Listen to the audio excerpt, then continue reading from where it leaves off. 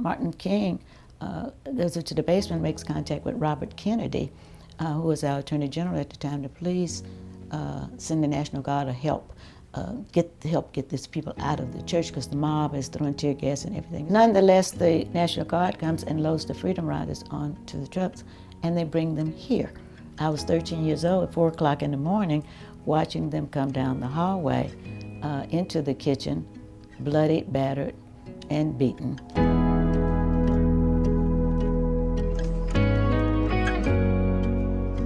My dad was born in Montgomery, so he's a native of Montgomery, a native of South Jackson Street, where we are right now. We have pictures of him standing in front of Dean Drugstore, which was my grandfather's drugstore, Richard Harris Sr. That was the family business. And I have a picture of my dad at 3 years old standing in front of the drugstore. So it was in him from the time he was born that you're going to be associated with this drugstore. He met a Fisk University recruiter. And from that point on, he was just everything, Fisk.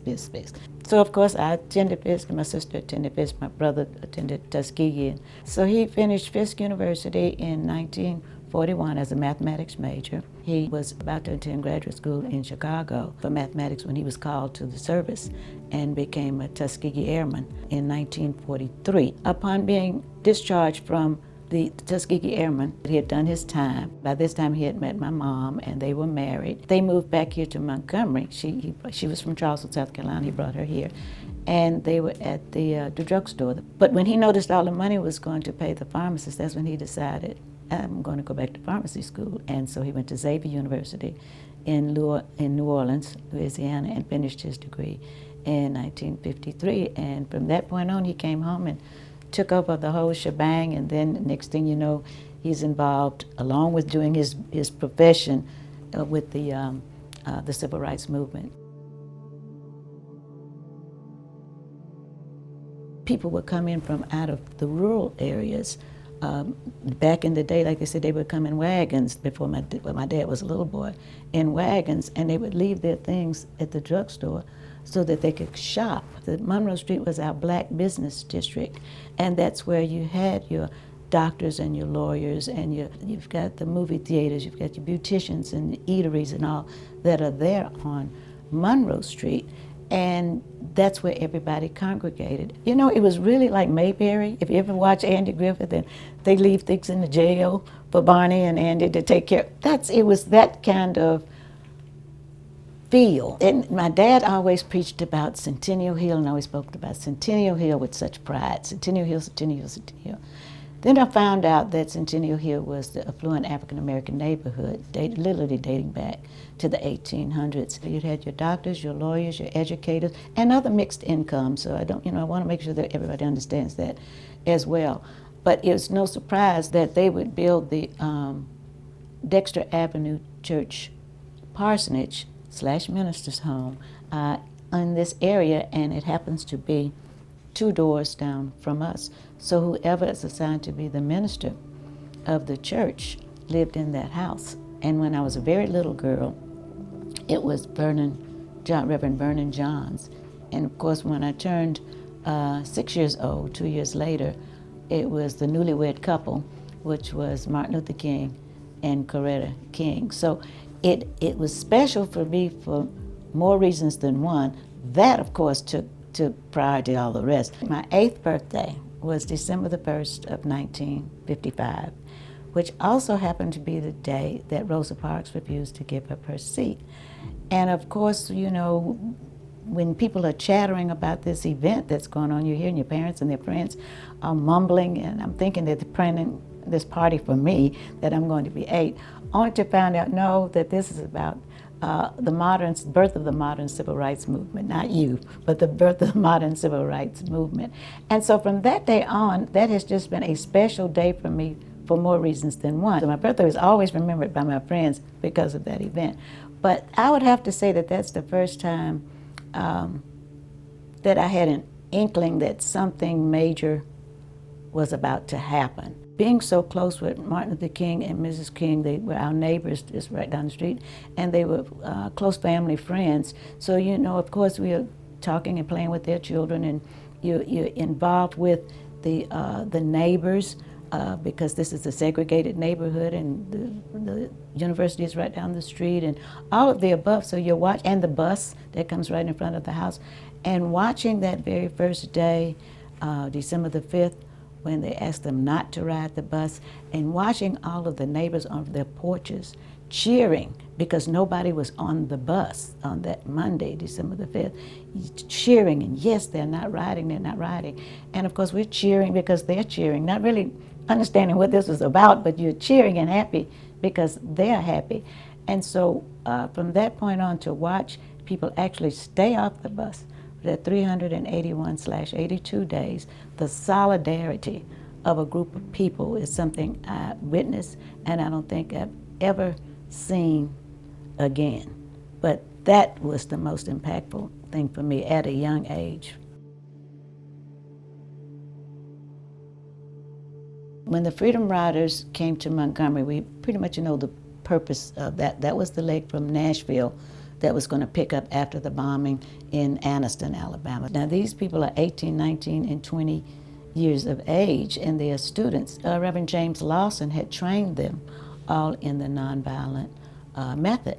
And so they were ready because they had already done the lunch counters and had already done the department stores and everything. So when they managed to get through Birmingham and came to Montgomery and were so badly attacked at the Greyhound bus station and dispersed and regrouped at Reverend Abernathy's church, and this mob surrounds the church, they are technically held hostage with the same 1,500 so congregants that were there as well for a pre-scheduled mass meeting with the leaders there as well.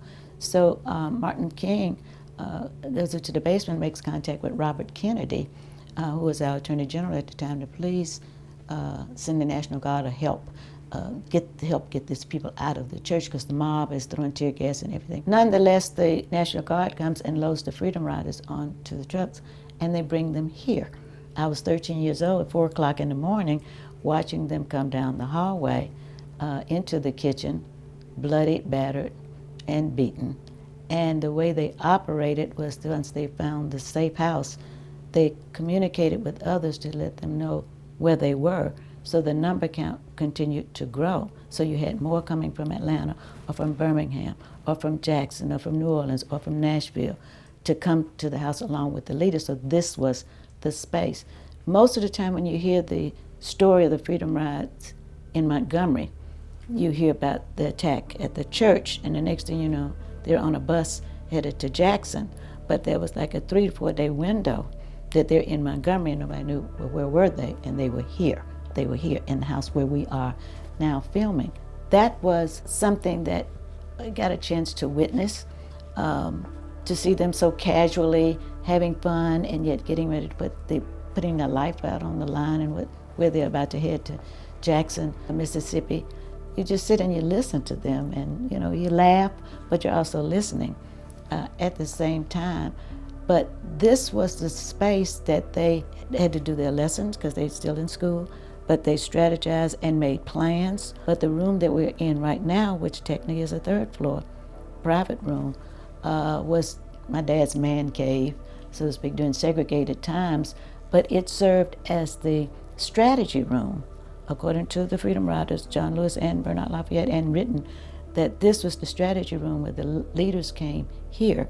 And your leaders included King and Abernathy and James Farmer and James Lawson that were here to plan the next move to go to Jackson, Mississippi. So the decision on whether to even continue with the Freedom Rides was made in this room where we are now. I think it's influenced me in being a joiner. I love to be on committees if someone asks me to do it. I mean, I'm like everybody else, like, oh, wow, oh, no. But really, I enjoy it. And the strange thing about it is whenever I'm on a committee, somehow or another, I wind up being the chairman of the committee, or you become the president, or you become a head honcho, and I don't seek that out at all. I like working with like-minded people. And when you have like-minded people, you can advance whatever your mission is, or whatever your ideas are, and it's fun to do, and especially when you see it come to fruition, whether it be a party or whether it be something major like the things that we're doing now with certain civil rights or programs or learning, for children. That's a joy. It became a real joy for me. Now, my dad was always a joiner, I would say. I don't recall him ever being on committees, but if there was something that needed to be done that required his help or his assistance in any kind, he was right there. There was never any questions asked. My mom, on the other hand, was the one that joined committees and would always like to do things like that. We were with a group called Jack and Jill back in the 50s, and she was one of the very early members at that time. The Montgomery chapter was founded, I think, in 1953 or 54, so at one point she was the president of the chapter. When I look back on it, I think I'm following in her footsteps as I grew up and actually saw her as an adult, a really grown adult. She was with voter registration, she was with Red Cross, and so I think it definitely is in my blood, being exposed to it at such a young age. It's not something that you plan to do. It's just something that you grow up in. You just have a tendency to want to continue with it, not purposefully. It's almost as if it's something inside of you that keeps you driven to want to be a participant of some sort or to fight for things that are right. Some of them, the students that I have spoken with, especially during the times of George Floyd and all of the atrocities that happened in recent years, I'm feeling this anger. I just want to do something. I'm feeling this anger. I said, well, first, don't lose the feeling, but change the word to passion instead of anger. I said, don't lose that feeling because that's going to drive you forward. But you've got to organize, and you've got to organize with like-minded people, or else you're never going to advance. You have to have differences of opinion because you want to hear everybody's point of view in order to move forward. Secondly, because of the media that we have now, look at the actual documentaries from people instead of the Hollywood movies to make your judgments, because they have sugarcoated things. People that have lived it are looking at these movies like, no, that didn't happen though. And just a slight change will tweak history, much like being taught that Rosa Parks sat in the front of the bus, and she did not. She sat in the front of the black section of the bus. Well, when you take out those two words, you've distorted history, okay? So little things like that. And so if they watch the actual documentaries like Eyes on the Prize or like Freedom Rides, or those that you're seeing the actual footage of these people, these are not actors, that'll help you to learn that we're not making this up. This is what happened. And when you're saying, but that was so long ago because it was black and white footage, I'm talking to you.